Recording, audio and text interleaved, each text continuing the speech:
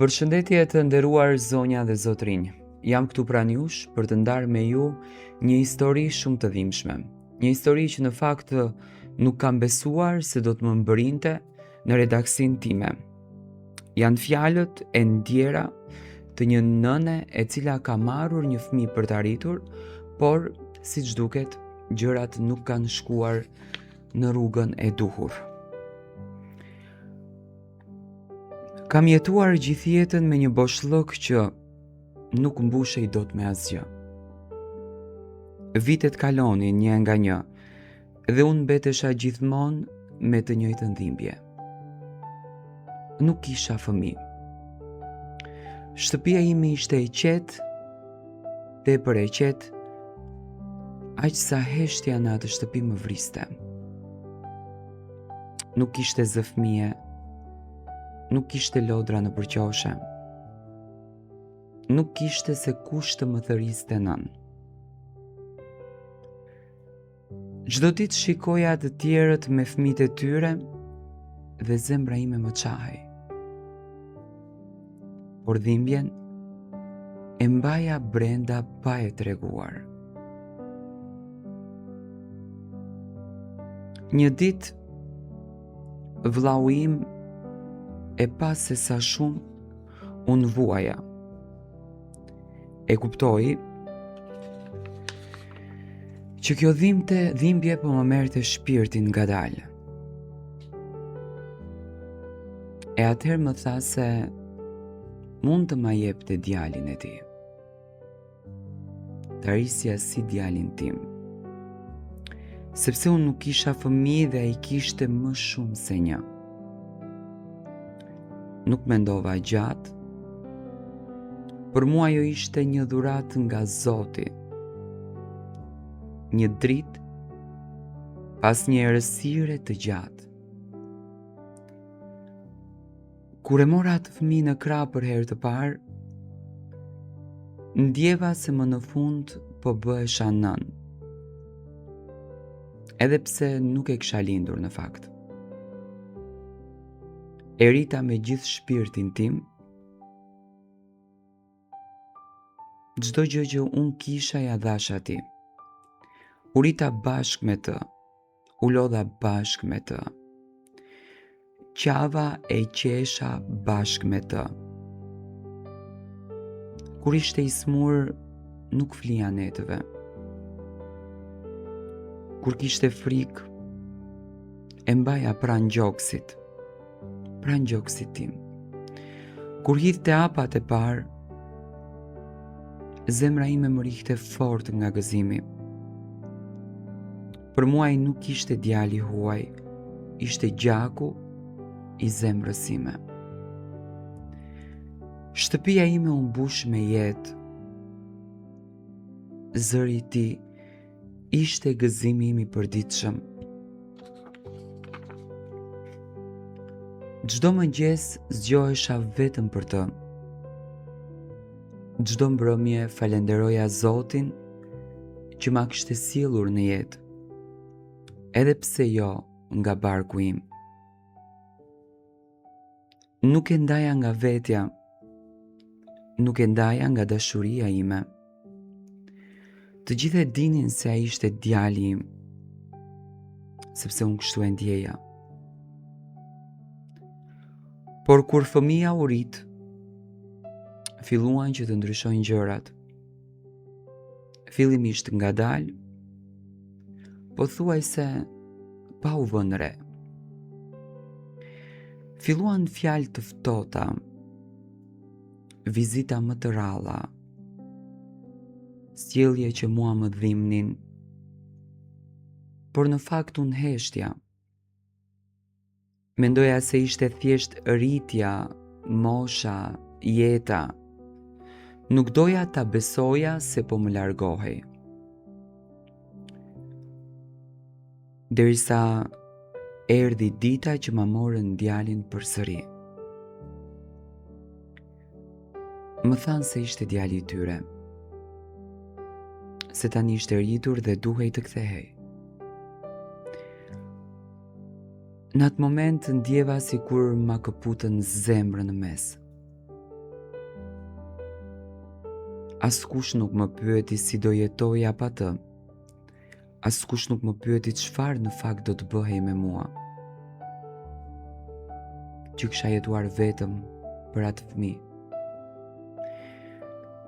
Që nga ajo ditë, jeta ime u kthye sërish në boshllëk. Shtëpia u zbras, dhoma e tij mbeti ashtu siç ishte. Por ai nuk ishte më. Çdo sekond, çdo send më kujtonte atë. Çdo cep i shtëpisë më sillte ndërmend zërin, hapat, të qeshurën e tij. Më dhimbte shpirti sa herë që hapja derën dhe e dija se nuk do ta shihja më. Më e dhimbshmja nuk ishte vetëm se ma morën. Më e dhimbshmja ishte se ma ftohën nga unë. Sot ai më nuk vjen të më shoh, nuk më merr në telefon, nuk më pyetën se si jam, nuk më thëret më nën. Është gjallë, por për mua është larg sa qielli me tokën. Jetoj vetëm, flas me veten, flas me kujtimet. Ka ditë që ri e heshtur me orë të tëra, duke parë dritaren, duke shpresuar se do të hapet dera dhe ai do të hyjë brenda. Si dikur. Ka net që unë qaj pa zë, që të mos të më dëgjoj askush. Dhimbja ime është e heshtur, por e thellë. Shpesh e pyes veten ku unë gabova. A gabova që e deshta shumë? A gabova që e rita si djalin tim? A gabova që i dhash gjithçka pa kursim? Nuk gjej përgjigjen. E di vetëm një gjë. Unë nuk e rita atë për ta humbur. E rita për ta pasur pranë. Sot nuk kërkoj asnjë gjë nga jeta. Nuk kërkoj pasuri, nuk kërkoj famë. Dua vetëm një telefonat. Dua vetëm një përqafim. Dua vetëm të më thëras edhe një herë nën. Ashtu siç në fakt më thëriste dikur. Sepse një fëmijë nuk është vetëm ai që lind, por edhe ai që në fakt rritet me shumë dashuri. Kjo është jeta ime, një jetë me shumë dhimbje, me shumë heshtje, por me një dashuri që nuk u shua kur. Edhe sot, edhe pse jam vetëm, zemra ime reh ende për atë djalë. Sepse nënat nuk harrojnë dhe nuk harrohen kur. Herët në mëngjes, kur i gjithë qyteti fle, unë zgjohem të shoh drytën që hyn ngadalë në dhomë. Ajo më kujton fytyrën e tij të vogël, kur hapte syt për herë të parë.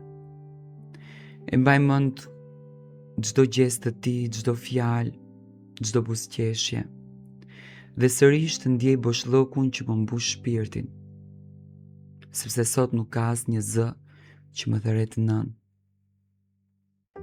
Kur e rita çdo moment ishte një mrekulli dhe një sfidë njëkohësisht. Kur qante natën unë nuk flija. E ushqeja, e mbaja në krah, e përqafoja fort. Kur kishte nevojë për ndihmë, unë isha aty pa u pyetur. Nuk më mbetej asgjë tjetër përveç dashurisë së pakushtëzuar. Ai ishte shpresa ime, drita ime, arsyeja pse unë ecja përpara. Dhe pastaj erdhi ftohja si një stinë e zymt që nuk largohet kur. Filloi që të distancohej, filloi të më shmangte zërin e tij. Nuk ishte më i gëzuar, edhe kur më takonte, sytë nuk më shikonin më të njëjtën ngrohtësi. Për çdo nën kjo është një dhimbje që thyet brenda dhe nuk e sheh askush. Ti e din se fëmia yt është aty, por zemra jote ndjen se është larg. Dita kur ma morën djalin ishte më e vështira. Mu duk sikur koha u ndal, se cila fjali që thoshte më bënte të ndjeja se po më merrni një copë nga unë. Nuk kishte shans që të protestoja. Nuk kishte shpresë. Ai ishte i tyre dhe unë beta vetëm një kujtim dhe lotët që rritnin pa pushim. Çdo dhomë e shtëpisë më kujtonte praninë e tij, dhe çdo heshtje më vriste më shumë se çdo fjalë dhe çdo dhimbje fizike. Sot kur i vetëm e kujtoj të kaluarën, ndjej edhe një dhimbje që në fakt nuk largohet, por në zemrën time dashuria për të është e paprekshme. Nuk ka gjë që ta shuaj atë. Nënat nuk harrojnë kur fëmijët e tyre dhe kur fëmijët largohen. Edhe kur të tjerët e harrojnë, dashuria ime për të çdo ditë do të jetë. Ai është pjesë e shpirtit tim dhe aty do të mbetet gjithmonë. Këto janë fjalët e një nënës që ja kanë dhënë fëmijën edhe ja kanë marrë përsëri.